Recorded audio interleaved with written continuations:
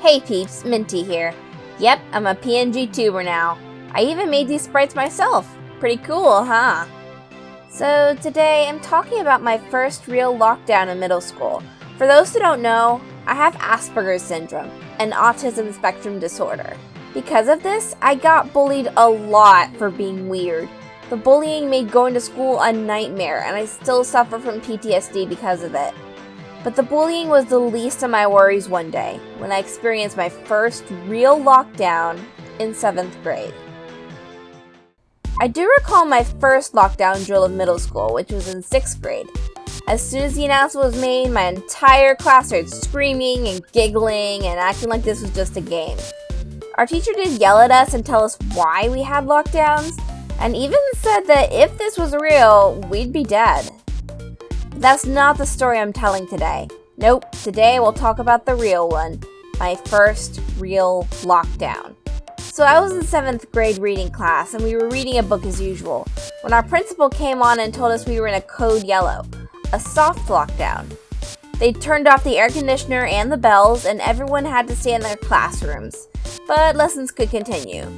Now this sucked eggs because we were supposed to have a party in our 4th and last period of the day, and now it was possible that it would be canceled. And I was really looking forward to that party too. But either way, we were stuck in our 3rd period of the day, and eventually our teacher ran out of lessons for the day. So when the bell had been supposed to ring, we just stayed put and started messing around on our phones. Well, except me, because I was stuck on an old Motorola phone that didn't do anything cool. Didn't even take pictures, it just called and texted. So I grabbed my art folder and started drawing fairies and unicorns. And for a while, we wondered what was happening. Was there an intruder? Did a student bring a weapon to school? Now remember that I mentioned that I have Asperger's syndrome and was bullied because of it. This fact made me even more scared because one of the thoughts going through my head was, what if they're targeting me? I was absolutely terrified for almost an hour, hoping that nobody had a gun or some other weapon. And then I realized, what if the instigator is in my classroom? I tried to shake the thoughts away and focus on drawing, but I just wished someone would tell me what was happening. Then the principal came on again and told us to stay in our classes, and that they'd put on a movie for us. I was hoping for something I'd enjoy, but nope, they put on Cars, which I had no interest in watching at the time. Nowadays, I love the adventures of Lightning McQueen and his friends from Radiator Springs, but back then I only took interest in Disney fairies and Barbie. Yeah, I have no idea why I thought they'd put that on. So I tried to keep drawing pictures in my art folder until finally it was close to the end of the school day, and the principal came on one last time to ask the teachers to grab something off the printer in the break room. My teacher left and then came back with a ton of envelopes. Each of us got one, and we were finally dismissed to go home. And no, we never got to have the party.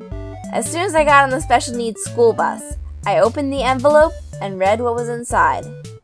Apparently, a student had brought itching powder to school, and was using it to prank other students. Trust me, this isn't the first time that a student had brought prank items to that school. Once someone in my theater class had brought shocking gum to school and tried to get people to touch it. They got in big trouble for that one. Oh, and the shock pen. Fortunately, I always prefer pencils and still do. Never touch the darn thing. But from what I gather, they were throwing the itching powder around, and the lockdown was to contain it. The AC was turned off for the same reason. They didn't want it circulating around the school. I don't know what happened to the student, but I think they were either suspended or expelled. I do recall that my mom made me wash my clothes and take a shower to make sure I didn't have any powder on me. I was so thankful that this was on Friday, though, so I could take all weekend to gather my emotions. Scary, but I recovered, and I was able to return to school on Monday. Since that day, I've gone through a lot more bullying, but thankfully no more prank devices in school. I hope people realize how serious the situation was, though. There's a time and place for everything, peeps. Don't bring prank items to school, and for the love of unicorns, don't prank someone who will take it well. Oh, and don't expect schools to play fairy movies. I still don't know why I did. As soon as I got on the special needs school bus, I opened the envelope and read what was inside. Ugh. As soon as I got on the special needs school bus, I opened the envelope. pair of us. Bleh.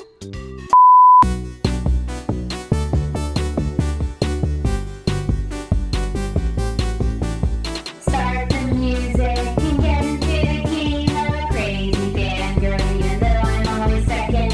I'm no gamer, but it's only a blink to these games they rock. I just need better perception. I'm no good gamer, I can say I suck at playing. Yeah, I even suck at Candy Crush. Bottom tier is where I'm staying.